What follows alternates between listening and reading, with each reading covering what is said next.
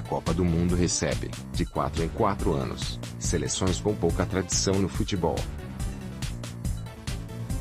Em geral, são países que refletem em população ou extensão territorial seu tamanho futebolístico, com algumas exceções. Elas vêm da América Central, África, Oceania ou confins da Europa, e contam, às vezes, com atletas e membros da comissão técnica que encontram seu principal ganha-pão fora dos gramados.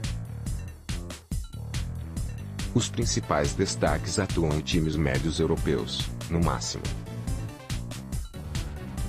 A receita passa longe do ideal para quem quer levantar a taça do Mundial, mas proporciona, edição após edição, verdadeiros contos de fadas. Confira a tabela completa e o calendário de jogos, simule os classificados e o mata-mata do Mundial Doc. A Rússia gay que não pode sair do armário. As Cinderelas da Copa entram na competição com o principal objetivo, participar dela, conquistado.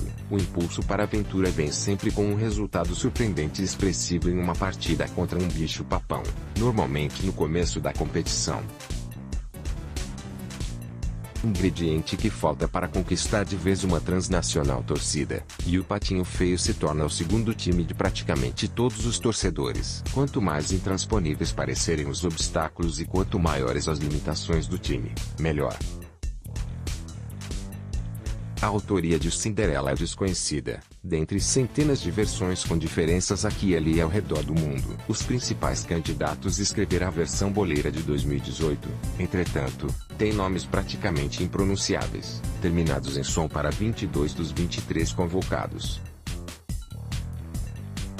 A Islândia, com seus 0 títulos, primeira participação em Copas, técnico dentista, goleiro cineasta e principal jogador defendendo Everton, da Inglaterra, é encaixe perfeito no molde dos contos de fada dos mundiais. O primeiro passo já foi dado, e o resultado surpreendente contra um bicho-papão aconteceu no empate em 1-1 contra a Argentina na estreia.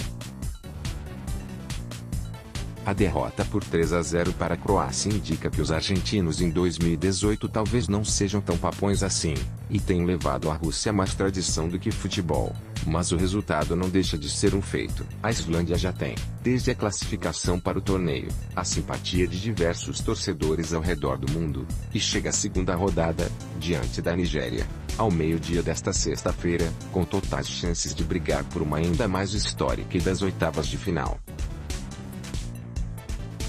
3 horas antes desse confronto, o Brasil terá pela frente a Costa Rica, e viveu sua própria aventura fantástica há 4 anos, em território brasileiro. Depois de ficar de fora da edição de 2010, o país da América Central, com cerca de 5 milhões de habitantes, menos do que a cidade de São Paulo, atingiu as quartas de final. A narrativa seguiu a receita, com o principal astro do time, Bryan Ruiz, atuando pelo PSV, da Holanda.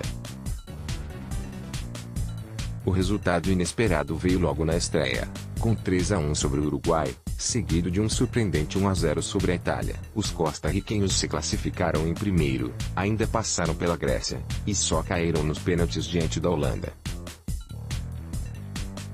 Em filmes em geral, dificilmente as continuações são tão boas quanto os originais. Mas, caso a Islândia não consiga continuar a sua história, a Costa Rica ainda pode protagonizar seu Cinderela 2 em 2018. A história se repete, em menor ou maior escala, quase que invariavelmente de 4 em 4 anos. Algumas surpresas são maiores do que outras, com seleções com um pouco mais de expressão. Em 2010, os ganeses igualaram as 2 melhores campanhas da história dos países africanos em Copas, chegando às quartas de final. Em 2002, o mesmo feito tinha sido conseguido por Senegal, mas a grande história da Copa foi a Coreia do Sul. Jogando em casa, os sul-coreanos bateram Portugal e Polônia na primeira fase, passaram por Itália e Espanha e só foram eliminados pela Alemanha nas semifinais, na melhor campanha de um país fora do eixo América do Sul-Europa na história dos mundiais. Nenhuma seleção de outro continente chegou a uma final. Ser a zebra da Copa do Mundo é garantia de escrever o nome na história. Em 1966, a misteriosa e fechada Coreia do Norte, com um elenco de 23 desconhecidos jogadores, todos em atividade dentro do próprio país, venceu a Itália na primeira fase e conseguiu, graças a um empate contra o Chile, passar às quartas de final. Naquela época, foi a maior campanha de um time asiático até então. Em 2002, apenas 7 membros daquele time ainda estavam vivos, e participaram de um documentário inglês sobre a campanha, chamado A Partida de Nossas Vidas. O foco foi a vitória sobre os italianos. Em 2018, o tempo irá dizer se Islândia, Costa Rica, Panamá ou alguma outra seleção terá a partida de suas vidas eternizada no futuro.